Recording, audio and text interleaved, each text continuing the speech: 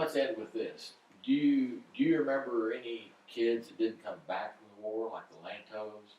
I didn't know those Lanto boys. I knew Bill, of course. Yeah. But I had an uncle that didn't come back. He And was his name? Harold Washington. Okay. He was navigator on the B-29, and they went down over Kobe, Japan. Okay. And that was a pretty traumatic time around us. I remember that because he was, well, of course, everybody loved their kids, you know, of course, but he was well liked and a good kid. They were kids. I mean, those guys Young were man. in 19, 20, 21 or so, you know.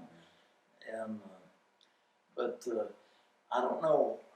I can't recall right off many. Of course, I was younger. I was real young at that time. Boy, you wouldn't want to get me off on some memories of World War II because I remember couldn't buy bubble gum, you couldn't buy BBs. Everything was rationed. Oh yeah, shoes were rationed. Boy, we'd come in from school, you get them shoes on, get your old shoes on because shoes were rationed, gas was rationed, tires, sugar, everything. Everything was war everywhere. Yeah. And that was right when you were a kid. I remember right there across from, let's see, what would be there right now? Well, Carl Jr.'s parking lot right there next to R&S Automotive now. Yes. I remember seeing a scrap pile of iron there that was probably 2 to 3 stories tall and as big around as a half a block.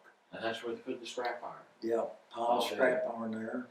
Kids would bring it in. I mean, you go out in the old creeks where they throw an old car in there or something, dig her out and take her up there, you know. And just part of the war. Part of the war effort. And that was where the scrap iron pile was. Yeah. And they'd come in occasionally and haul that off. Yeah. And buy war bonds you could buy. We're started off on a totally different subject. Well, we might have to wrap this up, but let's end with this one. When you was a kid, you could go to school, take a dime with you, go to school, and you'd buy a stamp, stick it in a little book, and when you got enough of those, that was an $18 war bond. And you'd keep that and start you another book. I had 3 or 4, 5 of them. I cashed them in. I was probably in my 20s when I cashed them in.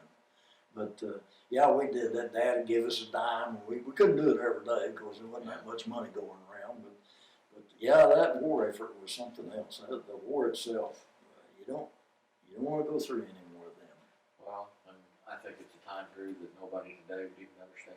No, it was totally different from what it is now. They talk about war now. It's over there and it's all, you know, it's just not. It's not a foot soldier type war as bad as it used to be. Or whatever it is. Well, at any rate, Mr. Wilbur Corley, this has been a pleasure on my part. Whoever would listen to this, if there's something to be corrected, then we stand corrected. That's right. It's all our memories. It's not someone else's, but if we come up with something else there to talk about, somebody corrects something that sees this, and we'll correct it then. Yeah. But as far as it goes now, this is the record of Wilbur Corley's thoughts and memories of downtown Claremore in his youth.